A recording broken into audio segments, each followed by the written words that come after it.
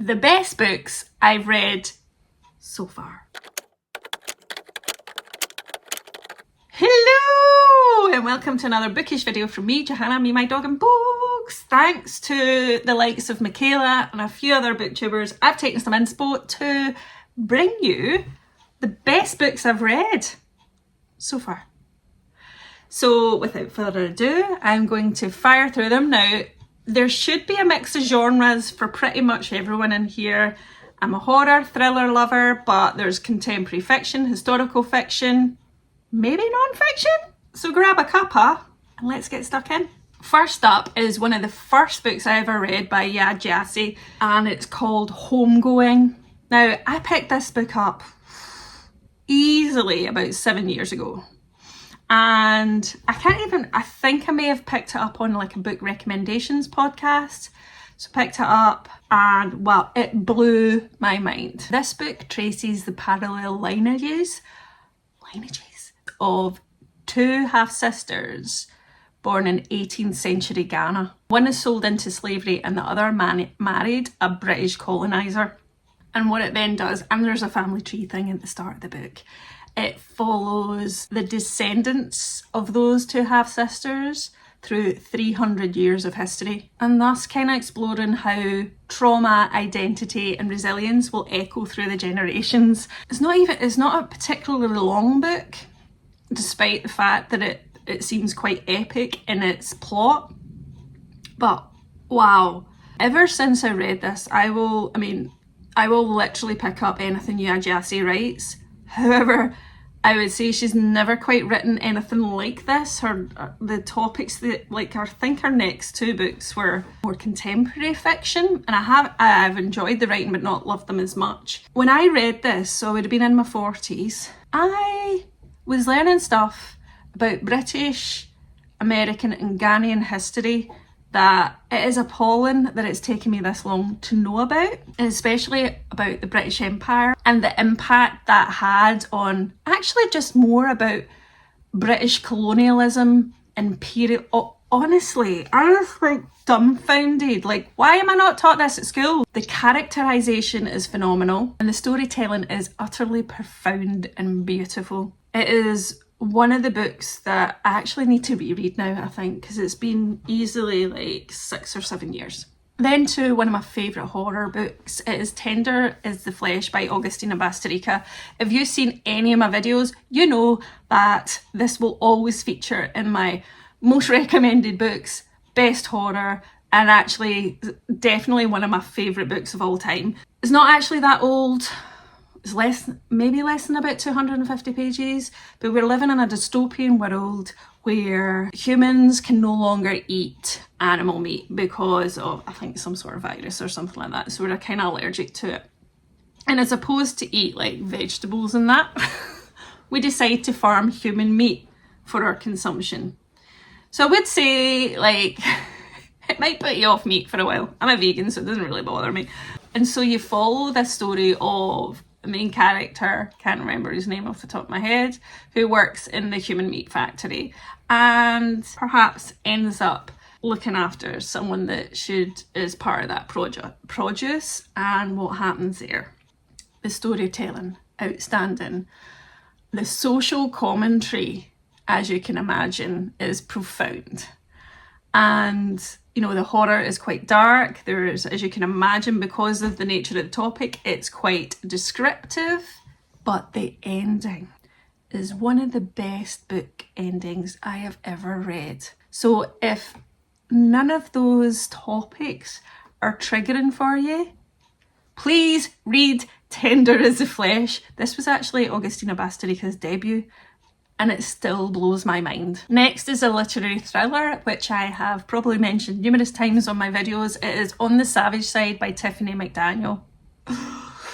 This is a haunting literary thriller, which is inspired by true events, and we follow two amazing main characters, twin sisters called Daffodil and Arcade. And they grow up in a troubled small town in Ohio, marked by addiction, poverty and violence. But as women in their community start going missing, Arcade is then forced to start to confront her family's dark past and the dangers closing in around her.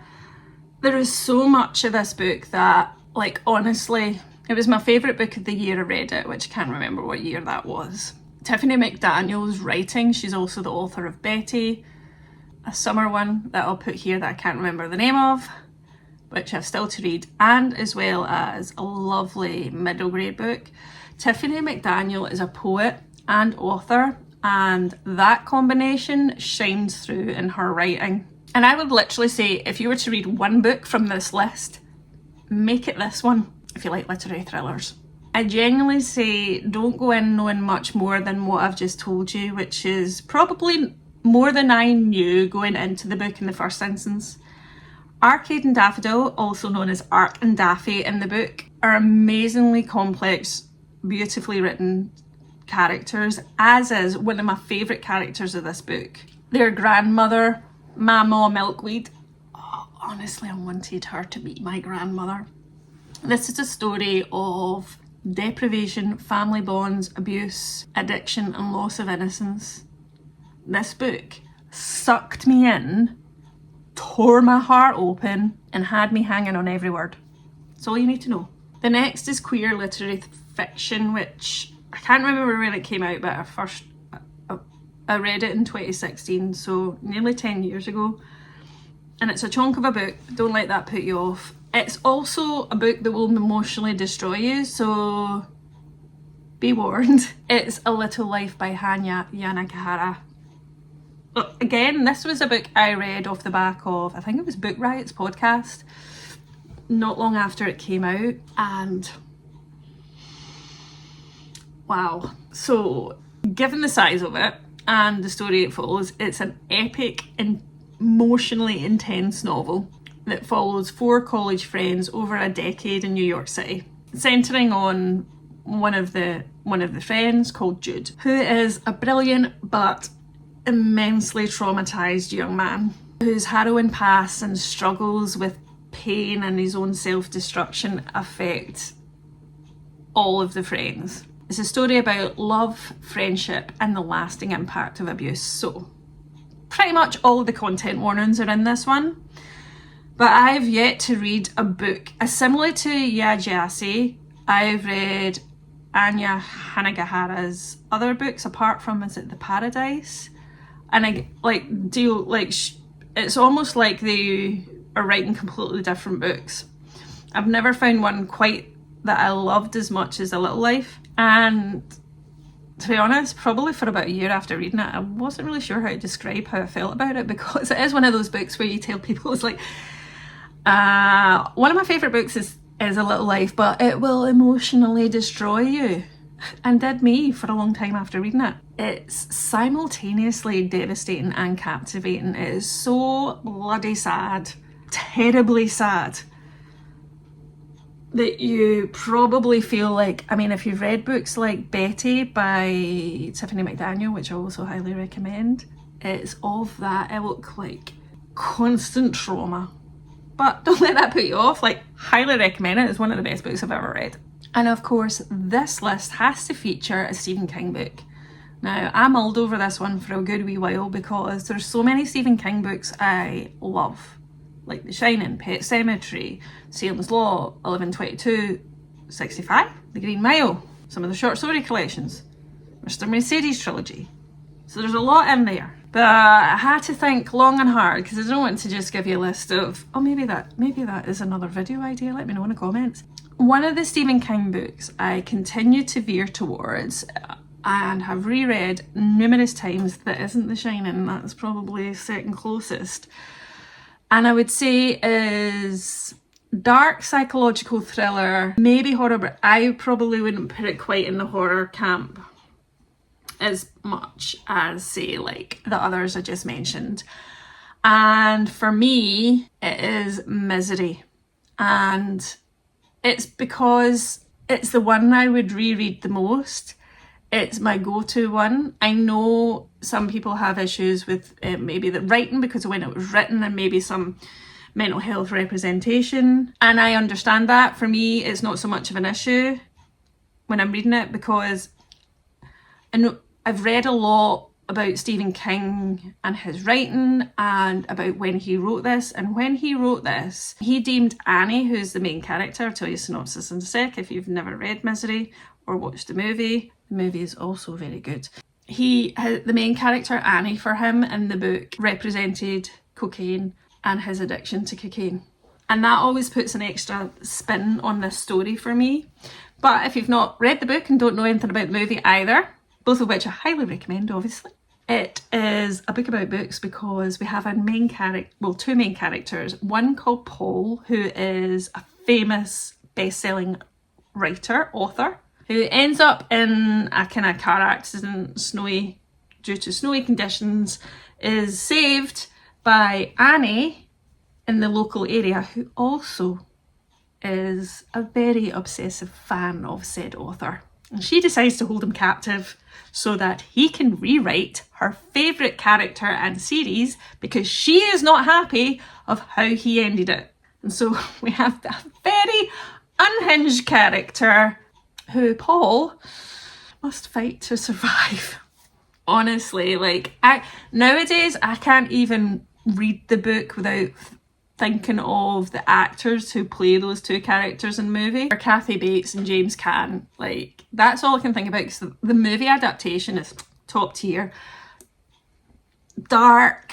I mean, there is some graphic violence, and still to this day, one of my favourite Stephen King's. And if you haven't read it or fancy rereading it, I think knowing where he was in his life, because Stephen King battled with drug and alcohol addiction, and if you know a little bit of where he was in his life when he was writing that, and what Annie as a character, played by Kathy Bates in the movie, signifies for him, it takes the book to a whole other level. The next one is historical fiction, and my first ever Kristin Hannah book that got me pretty much making Kristin Hannah an auto-buy author for me. It is The Great Alone, which I actually don't know where it comes in respect of all the books that she's written. It's not one of her newest ones, but I read it in 2019, and it's a sweeping emotional novel about a family who relocate to the Alaskan wilderness in the 1970s. Kind of hoping for a fresh start, but as you can imagine, stuff happens, because not only have you got the harsh landscape, but the main character is in a really abusive marriage. They have a young girl. All of that starts to take their toll on the main character, both the mother and the young girl. And the young girl kind of takes it on her shoulders to protect her and her mother. The emotions are significant in this one. And it's both bleak, heartbreaking, as well as hope. A bit like a lot of Kristin Hannah's books. But she also writes amazing women characters. And she creates a world normally set in a particular period of time where you can absolutely feel immersed in it. And then if you've read that, also check out The Nightingale and/or Four Winds. Very different eras, but similarly epic writing. Back to thrillers, and this one is Alice Feeney at her best, in my opinion. It's Daisy Darker. I've read it twice, and it's hands down 5 stars. If you're a seasonal reader, this is maybe one to add on to your autumn spooky vibes TBR. It's basically a really atmospheric, twisty, isolated thriller that is about a really messed up, fractured family. This family are reuniting for Nana's 80th birthday. She lives in a crumbling seaside house that's on it's not quite an island, it's like a peninsula, so when the tide comes in, it's basically kind of blocked off, right? So they're isolated. It becomes a little island when the tide comes in. And when that happens, family members start to die. And long buried family secrets start to come to light. There is so much in this book that I loved. And actually, because the reason I say it's seasonal is because Nana's birthday is round about Halloween. And we've got an 80-year-old protagonist, chef's kisses, isolated, islandy setting, so trapped, dead family members. Plot twists I just never saw coming. That's all I want to say. Don't go in knowing anymore. And hats off, one of my favourite Alice Feeneys. Staying with dark thrillers, I can't give you some of my best books of all time without mentioning Gone Girl by Gillian Flynn. This is like the OG dual POVs, unhinged plot twisty thrillers, and it's still one of my favourite. Like, I'm unconfirmed what I think about the movie because it just didn't live up to the book for me. But this book is crazy, like crazy, unhinged, jaw-dropping twists. And if you know nothing about it, it's basically a psychological thriller where you have two POVs, a husband and wife. And the husband becomes prime suspect in the disappearance of his wife, sparking a total media frenzy. You can imagine it, can't you? And the story starts to unfold through the unreliable narration of both the husband and the wife. And that's where really secrets, manipulative games come to light. That's all you need to know. If you've not read it and watched the movie, don't Google anymore, just go in. And I would say if you've read Gone Girl and you haven't read Sharp Objects or Dark Places by Gillian Flynn, add them to your TBR immediately. Next is a historical horror called The Reformatory by Tananarive Due. My first Tananarive Due. I've since read The Between, also recommend that.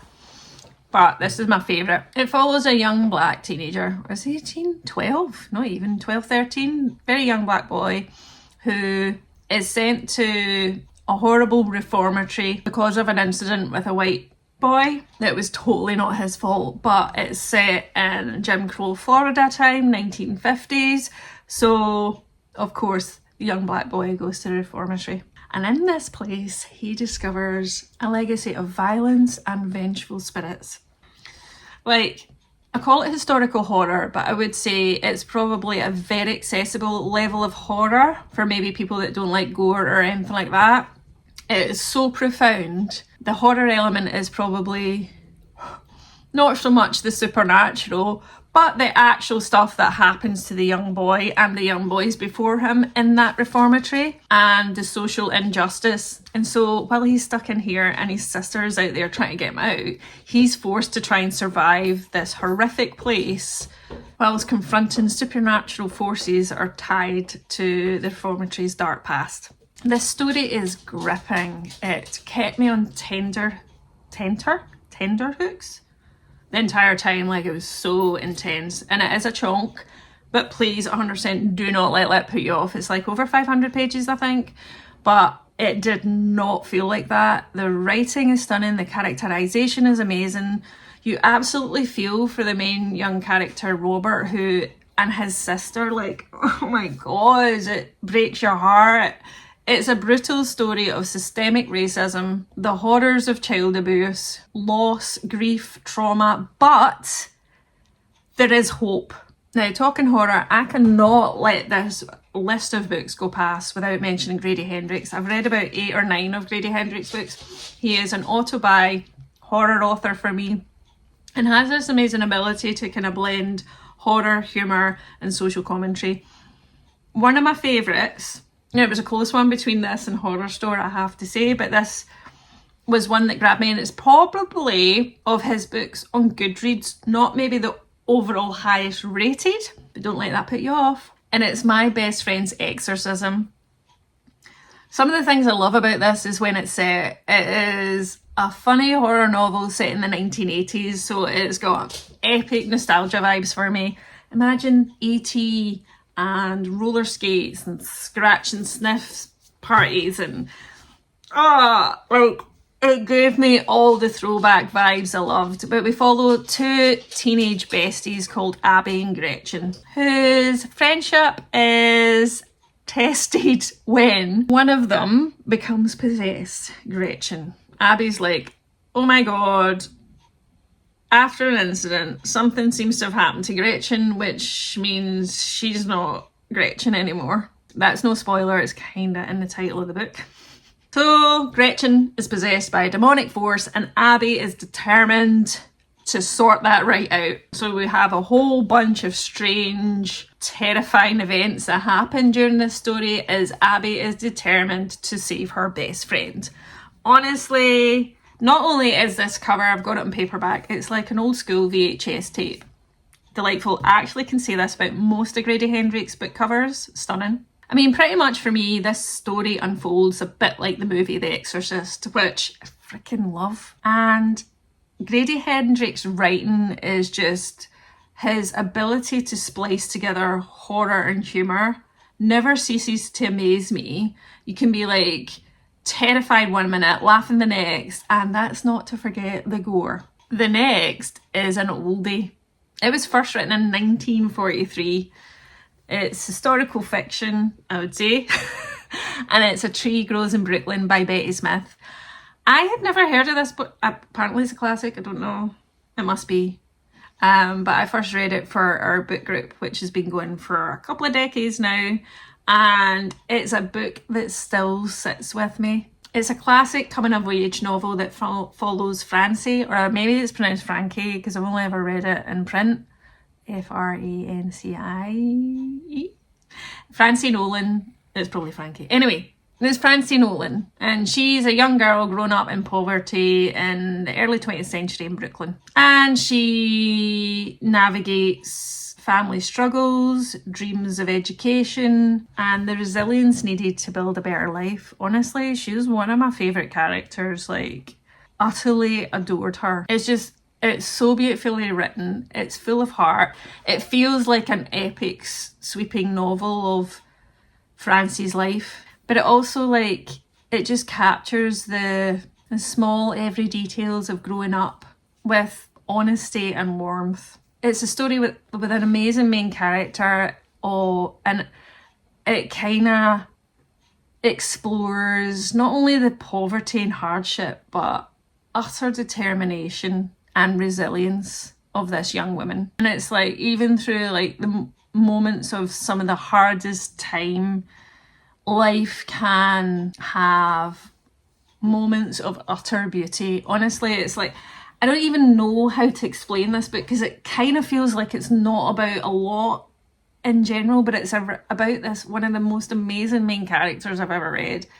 I could imagine like this author being some sort of inspiration for the likes of Kristin Hannah and Taylor Jenkins Reid. Not quite as good, but I could be wrong. But I think if you like those kind of books, definitely check A Tree Grows in Brooklyn by Betty Smith if you've not read it. The next is psychological horror, and was also the book that made this author an auto-buy author for me, although I don't think any of her books to date, for me, have quite lived up to this one. And it is The Last House in Needless Street by Catriona Ward. Wow. This is the kind of book that I recommend knowing little to nothing about before you go in. So all I'm going to tell you is, it's about a reclusive man, a missing child, and a mysterious house at the edge of the woods. And the story is told through multiple perspectives, including a cat.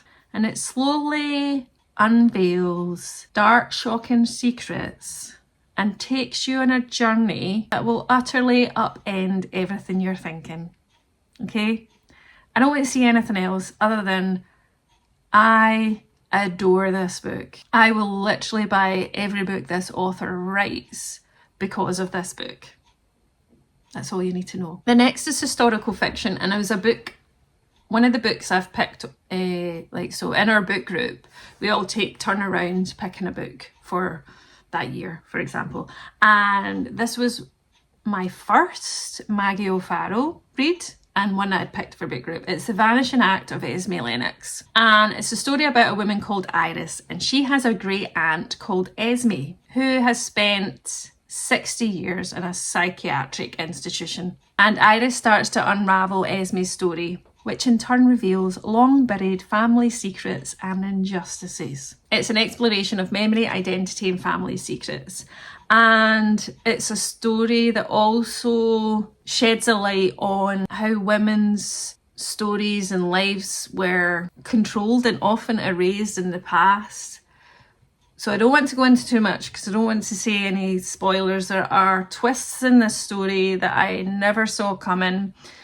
Maggie O'Farrell's writing is beautiful and it kept me utterly gripped. The next is another one that I've maybe mentioned in a few of my videos before, and it's one of my favourite Taylor Jenkins Reid books, and it's The Seven Husbands of Evelyn Hugo.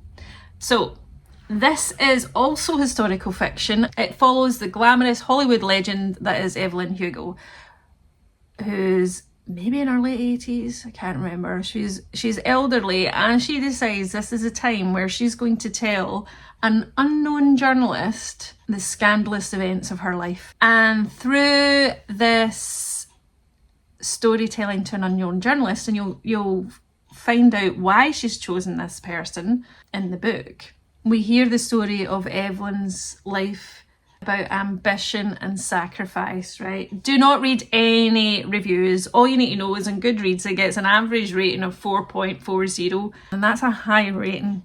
This has been adapted. I don't know if it's into a movie or a series, I can't remember, and I am waiting with bated breath for this. The next is contemporary fiction, and it's actually 3 books. It's part of a trilogy. I'm not a big series reader. I probably don't go much far beyond a trilogy or a duology. But this one, every single book was a 5-star, and it is the Beartown series by Fredrik Backman. Now, I'm only going to give you the synopsis for book 1, but obviously the story then continues. It's a story about a small town that is obsessed by ice hockey, because that's kind of what the small town thrives on and everybody's involved in. But then an incident happens that pretty much tears the town in half because of said incident. And because of the small town vibes, the loyalties of the community are tested. And people within that community have to decide where their loyalties lie and what they're willing to sacrifice. I would say check the content warnings for this, but it probably reveals a wee bit of the story plot. In saying that it kind of happens early on. Book 2 is called Us Against You, and then the final one is called The Winners. All of them are outstanding. All of them, honest to God, I was just like so gripped. Both angry and upset and shock, and Fredrik Backman can do no wrong, in my opinion, when it comes to writing stories. Now, this is very different to his style of storytelling from A Man Called Ove or another one that I love, Britt Marie Was Here. They're also 5-star reads. But this is a very different one, and it's probably just one that I would say probably has more mass appeal than maybe A Man Called Ove. But I could be wrong. The next is I think it's the only young adult I've got in this list of books. It is Perks of Being a Wallflower by Stephen Chbosky. Wow, this book still stays with me. I've never seen the film adaptation. I think I'm a bit worried too, in case it's not quite as good as the book, which can happen, not always. But in this story, we follow the main character, Charlie. It's his coming of age story, which is told through letters, as he's as you can tell by the title, a shy guy, and it's about his story of navigating high school, first love, grief and friendship as he tries to find his place in the world. That's all I want to say, because I would say like just watch when checking reviews of this book, because there's a significant plot thing and it would truly spoil the entire book if you discovered that and haven't read the book. I just don't know what else to say other than this book truly made an impact on me when I read it, and I didn't read it at the age that this book is intended for, despite the fact it came out in 1999, but I also would have been older then. Would I? Yeah, it would have been. Phenomenal. Next, I must mention my favourite book of last year, which was Bad Habit by Alana Espartero. I think it's deemed queer contemporary fiction, although I think is it set in the Yeah, well, it is set in the last decades of the 20th century, so that's contemporary, isn't it? It is, isn't it? This is a translated book, a coming-of-age story about a transgender woman in working-class Madrid, and the protagonist is having to navigate the realities of her identity and her surroundings, whilst also finding community and solace in a vibrant downtown LGBTQ plus community, whilst at the same time experiencing violence and difficult choices. So there's a lot packed into this, despite the fact the book is, I'm sure it's less than 250 pages. Yeah, it is. Just checked. This story is not only elegantly written, it is phenomenally translated. It's poignant, it's heartbreaking, but hopeful. This book emotionally destroyed me. It's not only full of tragedy, it's a beautiful exploration of identity, belonging and sisterhood. So hope is thread through it. Honestly, this book had me on an emotional roller coaster and it still sits with me. So I can't recommend it enough. And the last book in this list is The Shadow of the Wind by Carlos Ruiz Zafón. Hopefully that's how you pronounce her name. So this is technically a series of books. I think there's 4. I've only maybe read 2. This still is like, so, and I don't know, don't even ask, because I'm not a very good series completer, okay? But this book is a book about books and a whole world that you want to be immersed in. It's, would you call it like a literary mystery historical?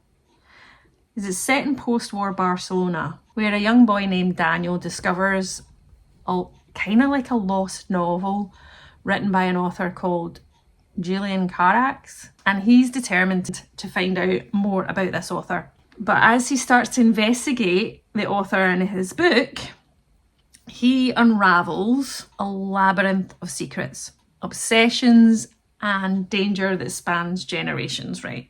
So that's all you need to know. Don't go Googling too much more. I think it definitely gets like 4.3 or 4.4 average rating on Goodreads.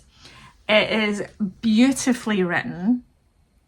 It's so descriptive, like I could totally imagine this world. It has a gripping mystery, amazing characters, all set in atmospheric post-war Barcelona, as it beautifully tells this story about the power of stories. It just felt like a book for me that was utterly unique and also timeless. And it's also one of my friend's favourite books. She loved it. She loved many a book, but this was one of our top ones, and it reminded, I'd been thinking about that recently, and it's the reason that, one of the reasons this book has made it into the top list of some of my best books I've ever read. So that there, friends, is some of my best books so far. I could probably do a part 2. Let me know if you're interested. But I think as the years go on, like, more books come into my best book list. And when people ask me what is my favourite book, I literally can't pick one. It'd be like one of these, plus depending on what mood I'm in or what genre I'm wanting to read and what you're looking for. So if you've read any of this list, let me know in the comments. Let me know what some of your best books are. And always I'd like to say thank you for liking, for commenting. If you don't already, please do subscribe. And I look forward to seeing you in another bookish video very, very soon. Cheerio!